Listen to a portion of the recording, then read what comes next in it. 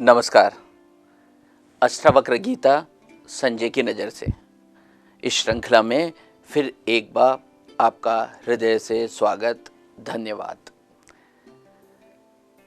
देखिए, जब हम कृतज्ञ होते हैं, जब हम धन्यवादी होते हैं, तो हम कुछ चीज़ को सुनना आरंभ करते हैं। हमारे अंदर श्रद्धा और विश्वास पैदा होने लगता है।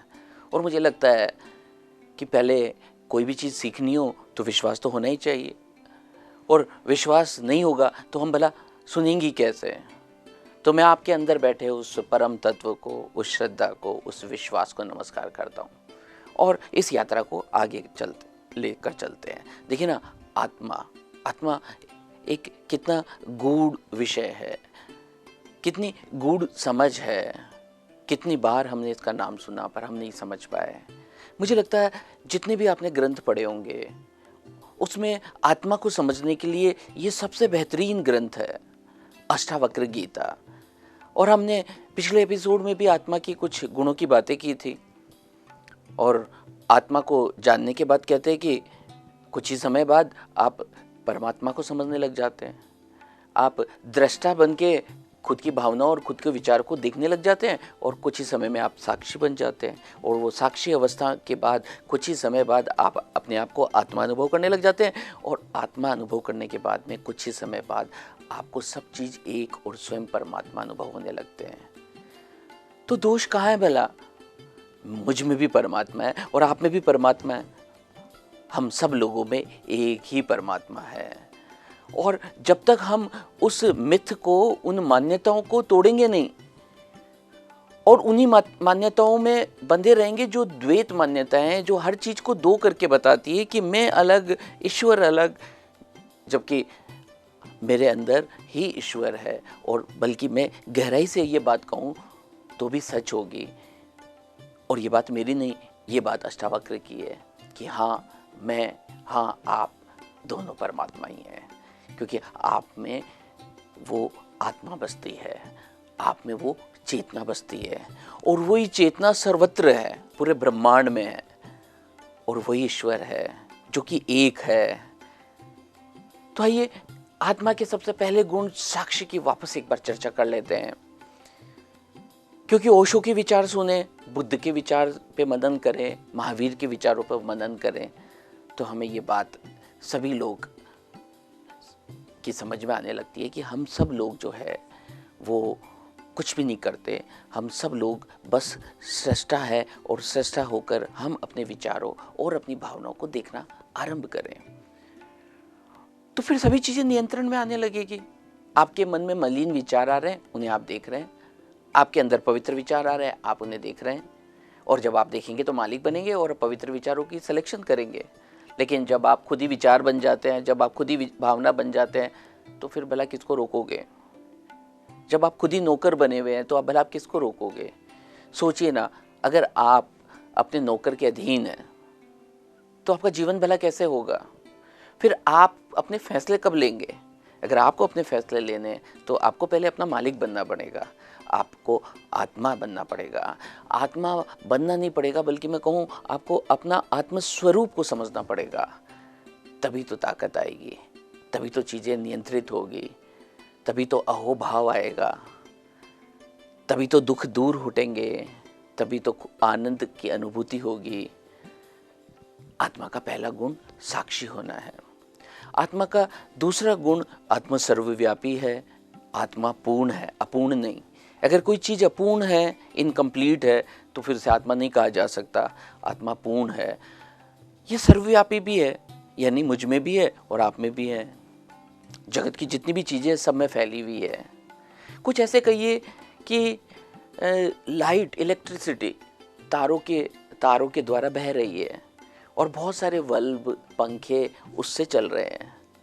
पर लाइट तो एक ही है, लेकिन बल्ब अलग अलग है, पंखे, इन्वर्टर सब अलग अलग है। लेकिन लाइट एक हुआ करती है, आत्मा एक हुआ करती है, ऊर्जा एक हुआ करती है, चैतन्यता एक हुआ करती है। वो दो नहीं होती।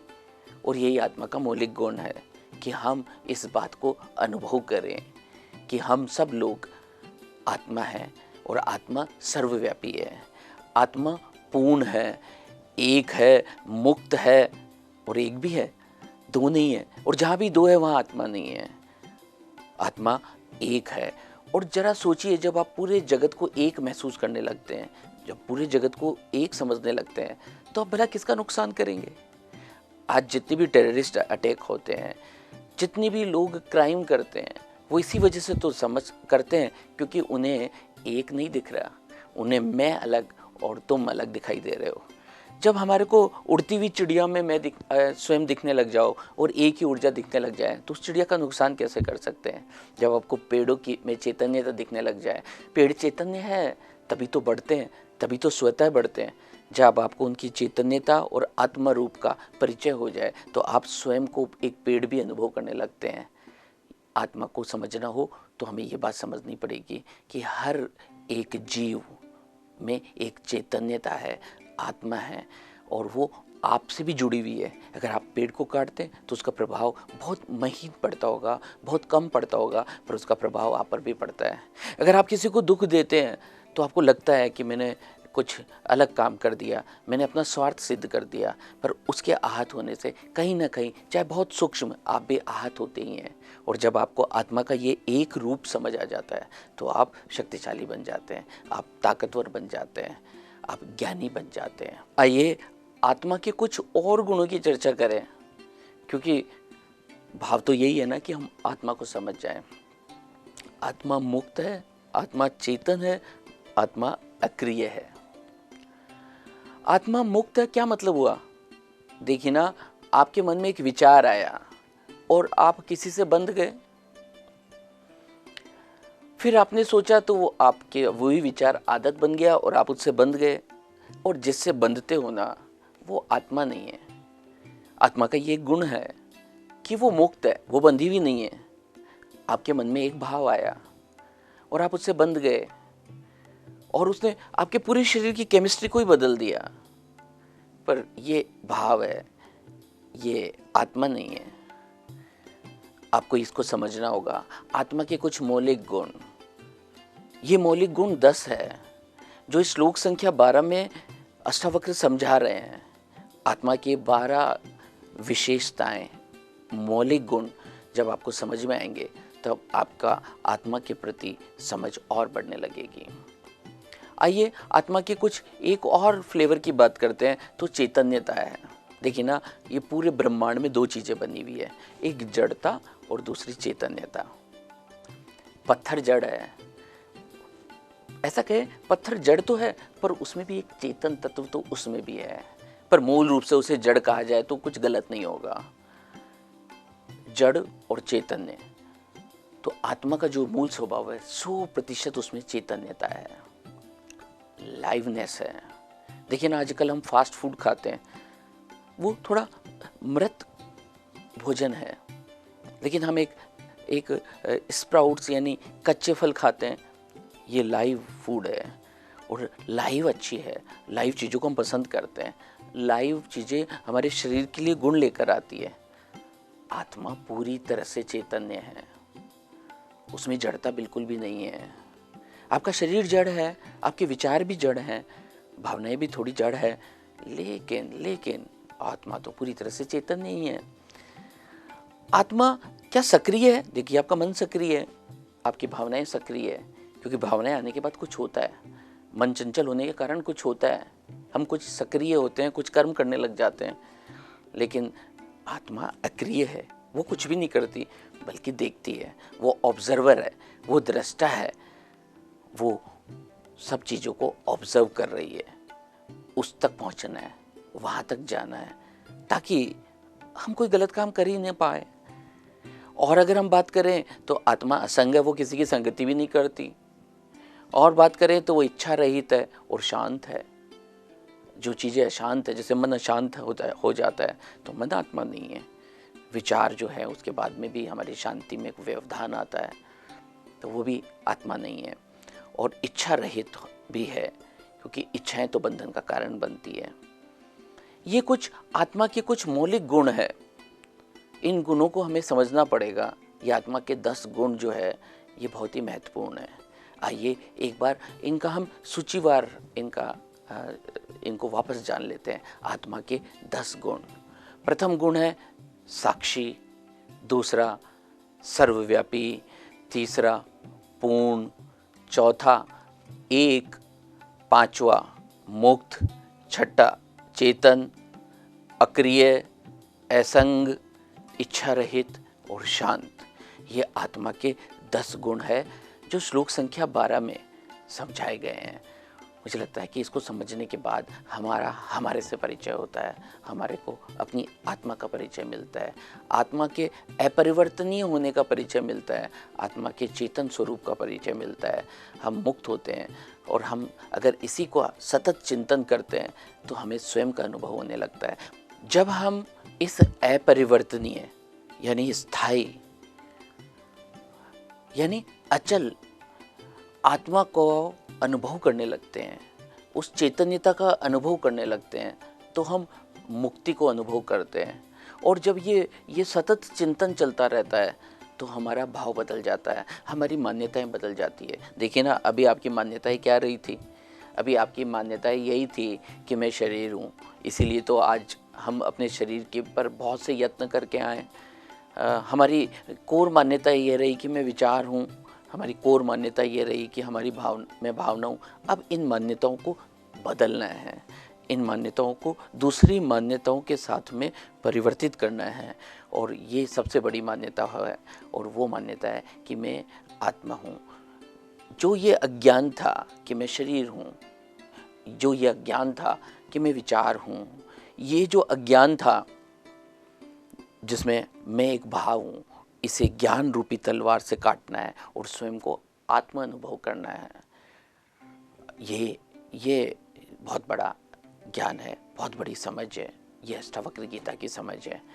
और जब हम आत्मा को समझ जाते हैं, आत्म स्वरूप को समझ जाते हैं, तो हमारी प्राथमिकताएं बदल जाती है। मन को छोड़ना है क्या? नहीं। तो क्या करना है? मन के मालिक बनना है। भावनाओं को छोड़ना है क्या? नहीं, भावनाओं के मालिक बनना है। और ये मन, भावना और शरीर का मालिक कौन है? वही आत्म तत्व है, वही चेतना है, वही ज्ञान है, वही बोध है, वही ताकत है। उसी को तो समझना है। आत्मा को ज्ञान रूपी तलवार से अज्ञान को काटकर समझना है। ये ज्ञान जो है, ज्ञान रूपी तलवार से किसको काटना है? ये ज्ञान रूपी तलवार से ये जो मति है, जो बुद्धि है, जिसने अभी तक स्वयं को शरीर समझ रखा है, हाँ, उस शरीर भाव को, उस मन भाव को, उस भावना को समझना है और उस अज्ञानता को नष्ट करना है उस ज्ञान रूपी तलवार से। क्योंकि अष्टावक्र गीता में ज्ञान की परिभाषा आत्मज्ञान ही तो है। आत्मज्ञान सर्वोत्तम है, आत्मज्ञान सबसे बड़ी समझ है। आत्मज्ञान बुद्ध की समझ है, आत्मज्ञान महावीर की समझ है, आत्मज्ञान श्री कृष्ण की समझ है, आत्मज्ञान जीसस की समझ है। भला ये हमारी वैज्ञानिक बुद्धि से कैसे समझ आ सकता है? ये विज्ञान से कैसे समझा जा सकता है? क्योंकि है इतना सूक्ष्म। क्योंकि अभी हमने बात की थी पदार्थ की, मॉलिक्यूल्स की, टिश्यूज़ की, एटम्स की, पर ये तो है ही इतना सूक्ष्म कि इसे वैज्ञानिक नज़रों से खोजा ही नहीं जा सकता। अगर खोज के लिए एक समझ चाहिए, अनुभूति चाहिए, ज्ञान चाहिए। और अष्टावक्र गीता कुछ इसी सूक्ष्म तत्व की बात कर रहे हैं, इसी आत्मज्ञान की बात कर रहे हैं। आइए फिर हम आगे चलते हैं और अब आत्मा के बाद एक और बात करते हैं, और ये एक बात है परमात्मा की समझ। जब हम स्वयं को कर्ता नहीं समझते, बल्कि हम दृष्टा समझने लग जाते हैं, तो हमारी यात्रा कुछ आगे बढ़ती है। पर जब हम अपने आप को दृष्टा भी नहीं समझकर साक्षी अनुभूति करने लगते हैं, तो हमारी यात्रा और आगे चलती है। और जब हम साक्षी के बाद में आत्म तत्व को जान लेते हैं, तो हम फिर और आगे चलने लगते हैं। और जब आत्म तत्व को समझकर हम परमात्मा को समझने लगते हैं, तो हमारी यात्रा और आगे बढ़ जाती है, ऊंचाइयों पर पहुंच जाती है। परमात्मा को किसी उदाहरण से द्वारा समझते हैं कि परमात्मा क्या है। आइए एक अच्छा उदाहरण लेते हैं और समझने की कोशिश करते हैं, ये परमात्मा कहाँ रहता है, कैसा होता है। देखिए, भला किसी घट यानी घड़े के फूटने से आकाश फूट जाता है। जब घड़ा पूरा था तब भी उसमें आकाश था, और जब वो फूट गया तब भी वो आकाश वहीं है। यानी घड़े के अंदर भी आकाश है और घड़े के बाहर भी आकाश है। परमात्मा आपके अंदर भी है और आपके बाहर भी है। वो एक चेतना है, वो एक ऊर्जा है। उसको इस उदाहरण से समझा जा सकता है। इसके अलावा हम एक और उदाहरण लेकर सकते हैं। हम एक दर्पण के सामने खड़े हैं। दर्पण में हम स्वयं को देखते हैं। दर्पण के भीतर भी आप हैं और दर्पण के बाहर भी आप हैं। इसी तरह से परमात्मा हमारे भीतर भी है और परमात्मा हमारे बाहर भी है। ये उदाहरण श्लोक संख्या 19 और 20 के अंदर अष्टावक्र दे रहे हैं। दर्पण के द्वारा समझिए, घड़े के द्वारा समझिए। और एक उदाहरण की और चर्चा मिलती है।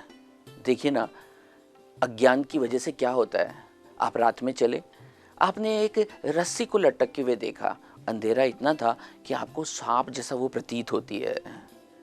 एक रस्सी अंधेरे यानी अज्ञान के कारण एक सांप जैसा प्रतीत होती है, प्रतीति होती है, पर वो सांप होती नहीं है। लेकिन जब ज्ञान की रोशनी या ज्ञान का दिया जब जलता है तो वो स्पष्ट रूप से दिखाई देती है और आपका भय खत्म हो जाता है। इसी तरह से जब आप स्वयं को आत्मा समझने लगते हैं तो आपका ये भय विस्मृत हो जाता है। आपको रस्सी रस्सी लगने लगती है, रस्सी रस्सी लगने लगती है।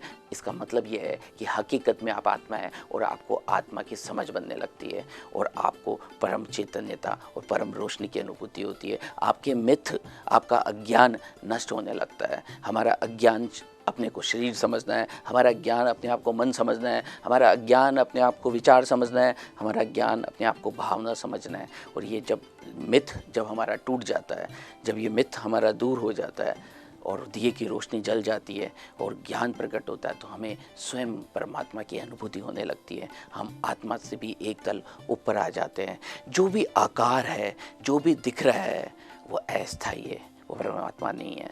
लेकिन जो चीज़ें निराकार है, जो नहीं दिख रही है, जो बहुत सूक्ष्म है, जो स्थायी है, वो आत्मा है। और उसी की अनुभूति जब सतत चलती है तो हम स्वयं को परमात्मा समझने लगते हैं। आप ही परमात्मा है, मैं भी परमात्मा हूँ। पर जो ये समझ जाता है वो ही तो वो होता है। अगर आप हैं और आपको समझ में नहीं आया और आपको यही समझ में आता है कि मन चंचल है, तो आप चंचल मन ही है। आइए अपनी मान्यताओं को परिवर्तित करें, स्वयं को आत्म रूप में अनुभूति करने लगे। और यही अष्टावक्र गीता का मैसेज है। और इस यात्रा पे फिर मिलेंगे, अगले एपिसोड में फिर अगले अध्याय की बात करेंगे। तब तक के लिए हृदय से, मन से, भाव से और आत्मसात करते हुए आपसे धन्यवाद कहते हैं, कृतज्ञता व्यक्त करते हैं, शुक्रिया कहते हैं।